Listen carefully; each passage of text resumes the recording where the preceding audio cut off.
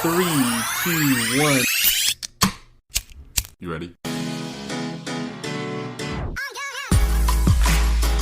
You're listening to the Real Pineapple Podcast Network.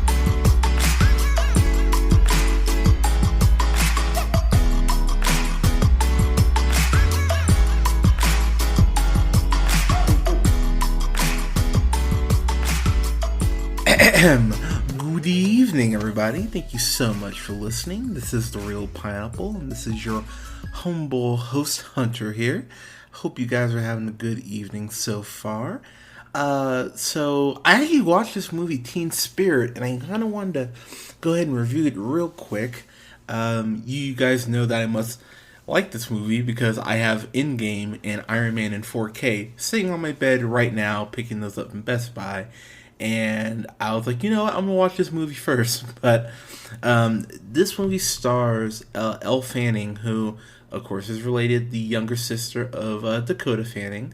And this movie, it's very much a movie you're going to know the beats to. And what I mean by that is it's a rise and fall story. You know, it's showgirls, but not so raunchy. You know, it's that girl who wants to be better for herself, who wants to get out of the small town and make something of herself, you know, follow her dreams. And then, of course, she has all this temptation in the way that, you know, fucks things up. And can she achieve her goal in the end? And I will say about this movie, there were a couple points where I went, okay, clearly this works out well at the very end. It kind of almost has to.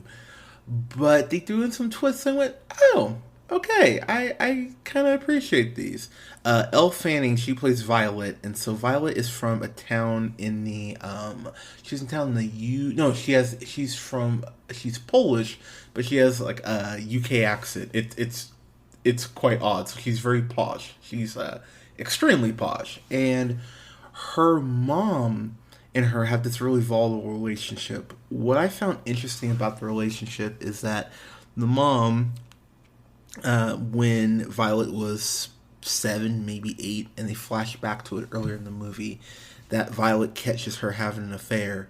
They never say who the guy is, but it's someone who's clearly not her dad.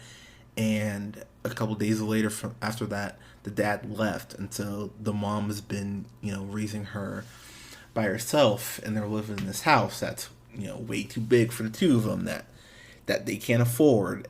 Violet's having to work as a waitress to help out, to help make ends meet, and the mom just has so much pride, she doesn't want to leave that place. And also because it's admitting that A, she fucked up, and B, that the husband's never coming home. And that realization, when the movie kind of points that out, it is a very kind of, oh, damn, okay, sort of moment, because, you know, we all mess up, we all fuck up, and, you know, the mom's fuck up happened to really cost her everything. And so there's a lot of resentment there on Violet's end. So the mom doesn't want her to go because, of course, Violet is really the most stable thing in her life. And so when she starts singing and hears about this teen competition for the show called Teen Spirit, she immediately, of course, jumps at the chance because she wants to get the hell out of there. But the movie does a really good job. It's almost like Baby Driver in a sense. Now, it's not as good as Baby Driver. Let me get that out of the way now. But the movie does a really good job of showing how much Violet depends on music. How whenever she's out and about, or just even at work, like, she needs music to kind of just, not just to function, but it centers her. You can tell that when she's just kind of vibing out to music, she's in her happy place. There's a really cool scene early in the movie where she is just listening to Just a Girl by No Doubt, and she's just getting lost in the music, and it really does endear you to her and kind of makes you go, okay, this is important to her. She ends up working late one night at her job and goes to take the bus, and these super kind men start whistling at her really inappropriately, and so she ends up bumping into this I'll say homely looking gentleman who says, hey, I'll give you a ride, and he's probably 50, like in his 50s or 60s, a guy named Vlad, and I'm gonna butcher the actor's name. I'm sorry, sir. Uh, Zlatko Buric is what I'm gonna go with, but he plays Vlad, and he offers to give her a ride, and so the first conversation interaction with them is really awkward. You know, he goes, "Hey, how old are you?" And she goes, "I'm 21," which is a bold-faced fucking lie. She's actually only 17, and so when she goes to Teen Spirit, she gets through the first initial uh, round, but the second round they actually need to have her come back like a week or so later, and they need a parental guardian. She doesn't want to tell her mom because she knows her mom won't do it, and so she coerces Vlad into saying, "Hey, like, can you really help me out here?" And he basically goes, "Hey, you know, if you make it big, I get 50% because I'm your manager." And so he goes ahead and takes her, and so she ends up getting through the next round. But one thing I appreciate about this movie is that when she goes to audition, and she's got the three judges there, they really paint the picture of how terrifying of an experience that is. Just auditioning, period, for anything, period. It's scary putting yourself out there and having your art be, you know, speak for you and be that vulnerable in front of a couple people who can just torpedo your dreams just like that. It's a scary thing, and just the way they shoot this scene in particular, who I have to give a lot of credit to, Max Minghella, which is he wrote it as well. This is his directorial debut, and I thought he did a damn good job for a first time filmmaker. But the movie does a great job in the scene of really showing the contrast, of showing how far away the judges feel from from Violet, and how just in the moment she's kind of looking like, oh my god, this is, you know, this is my dreams, my future right here in this moment. And so they push her through the next round, but when the female judge goes, "Hey, you know, she's green. You know, she has potential, but she's extremely green." And so Vlad really goes ahead and goes, "Look, I'm really basically your manager now. You know, we're gonna train. We're gonna take this seriously. You need to take this seriously." And pardon me. You find out that Vlad, as he says in another lifetime, was a renowned opera singer. Actually, when he goes to speak for her as her guardian, the guy who checks them in is a huge fan of his work back in the opera. So it was cool to see that. I would have liked just a little more exploration on that.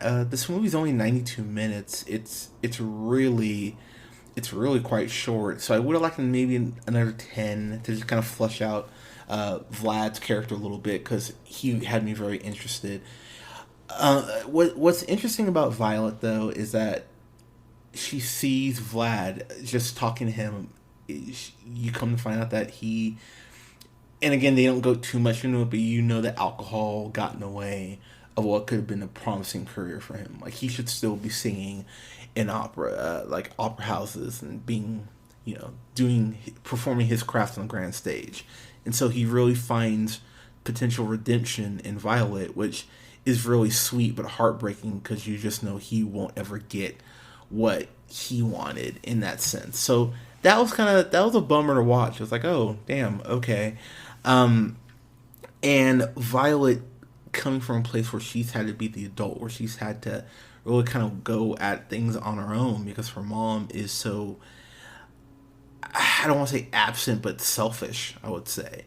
Like, her mom can clearly be a better mom, but she just, you know, if I think the fear from the mom's side comes that if she's too supportive, she's going to leave.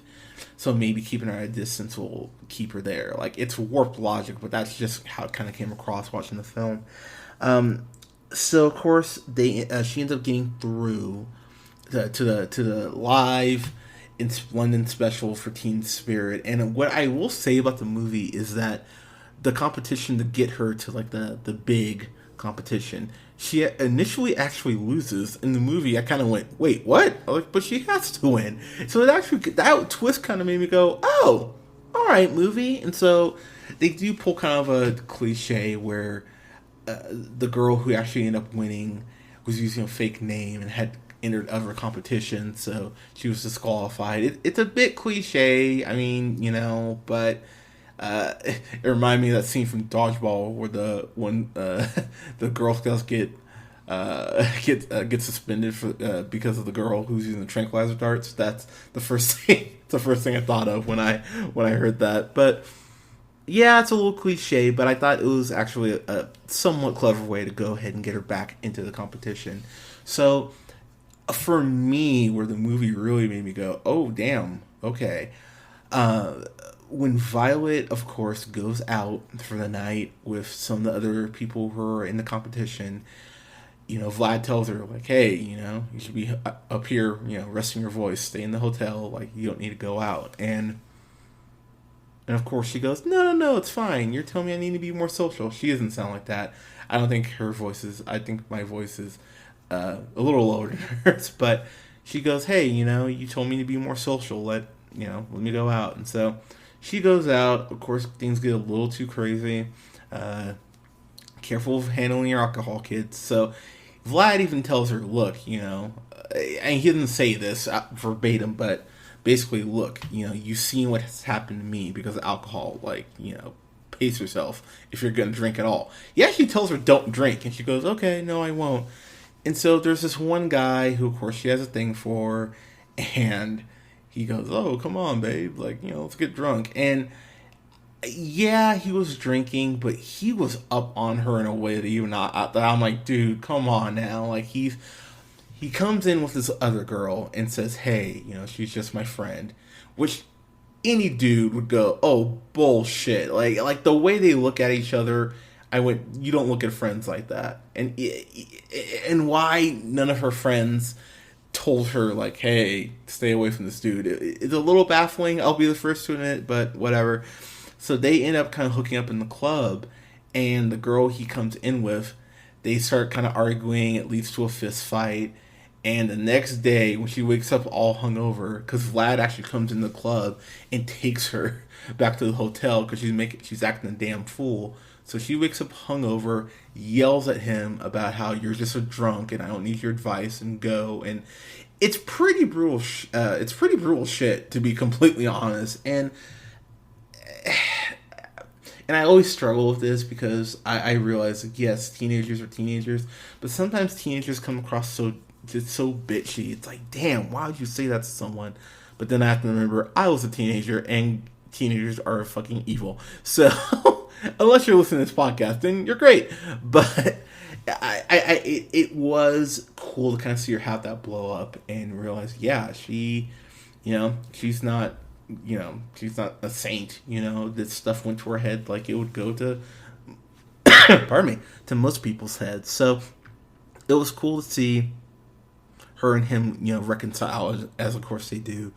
And I'll say too, the final number that she sings, it's called I want to say it's called "Killing My Vibe." I want to say that's what the name of the song is. It gave me chills. It actually made me go like, oh damn. And Elle Fanning, give her a lot of props. She can actually sing. She's a damn good singer. I don't know how much of her own singing she did. I'm assuming all of it, but there's just times where she's even just singing to herself. There's a scene early on where she's singing in a dive bar, and even from there you go, okay, like she's got a good voice. But the movie does a great job of having her ramp up her voice, and you just see her opening up and extending and doing different like inflections with it. The more that it actually builds, so it does feel like it's taking place, truly in real time, because she's not just a badass singer from Jump, which is important, obviously. So the last song she sings is just, I thought, was a showstopper. I actually genuinely had chills and was like, wow, okay. I give her a lot of credit for that alone. So wrapping this up, getting my final thoughts. For a first-time director and a first-time writer here in Max Minghella, I thought he did a hell of a job with this. This won't be, on people's top 10 lists probably, but this is something you really should seek out, because I think this shows what Elle Fanning can be, and she's on the come up. I think she's got something. And after watching this, I really went, okay, I like this girl. Just real quick before I give my grade, Rebecca Hall's in this movie too, and Rebecca Hall plays such a amazing. Just she can be so evil. I love it. If you haven't seen The Gift, watch The Gift. It's so great. But she's an amazing actress. Whenever I see her in something, I immediately get excited. I'm like, oh man, this will probably be really great because she's in it. She's amazing in this. She's not in it a lot, but she was in it enough to make a bit of an impact. I will completely pretend that she did not play Grace Hart in Holmes and Watson. I'm just gonna give her that one. But getting my grade here, this is a solid B for me. I thought everything really did work well.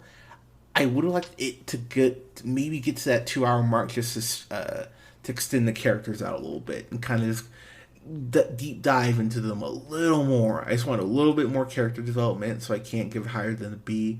But this is something I'll probably buy at some point. Like I really enjoyed it, and the way the music scenes are shot, the scenes of her singing are shot. It's very EDM. It's very like alternative music. It's almost like if you took garbage and you blended it with Skrillex. That's kind of how it's shot. But I really enjoyed the way the movie just looked. Aesthetically, it's just absolutely beautiful. The way that the director shoots everything. So everything feels like it has a personality, in the movie's enhanced by the way he shoots, which is how a director should make things feel. And the pop soundtrack that it has really works really well here. So solid. I'm gonna give it a B plus. Like, I'm sitting here talking about it. No, B plus. Because if I saw this at a theater and I paid maybe like $8 or $9, I'd go, you know what? All right, like that was worth it. So yeah, B plus. But guys, have you seen Teen Spirit? Let us know what you thought in the comments below. You can go ahead and like us on Facebook at The Real Pineapple. You can follow yours truly on the Twitter at JHunterRealPineapple. You can follow Scott on Twitter at Nearmanthefirst. And you can follow Colin on Twitter at TheReelOneal. Guys, we are coming up on, to quote Captain Raymond Holt, Halloween. So guys, if you need some custom jewelry, check out our sponsor, Stat Guy Studios, on Instagram. That's at S as in Sam, T as in Tom, A as in Apple, D as in David, T as in Tom, GEIST.studio, and use the code REELP, that's REELP 2019 for 10% off your order. What you know about it? One more time, on Instagram, that's STADTGEIST.studio. Use that code REELP, REELP 2019 for 10% off your order. Guys, thank you so much for listening. We will have reviews up this weekend for oh gosh, what do we have this weekend? We've got Good Boys. We got Good Boys this weekend, and I will have a review up next week for The Boys, the new Amazon show. That will there's a season 2. They're already filming that, so I'm excited to see what that new season is going to bring and what this current season that they have out's going to bring. But guys, thank you so much for listening. We'll talk to you guys soon. Oh God, that's kind of important. You can listen to us. Lastly, pardon me. You can listen to us on SoundCloud, Spotify, iTunes, Apple Podcasts, Google Podcasts, Podbean, and now on Stitcher Radio. Go ahead, hit the subscribe button so you can be the first to know when our new tracks are coming out. Guys, thank you so much for listening, for sort of part in the podcast. We love you guys, and we'll talk to you soon. Have a good night. Take care.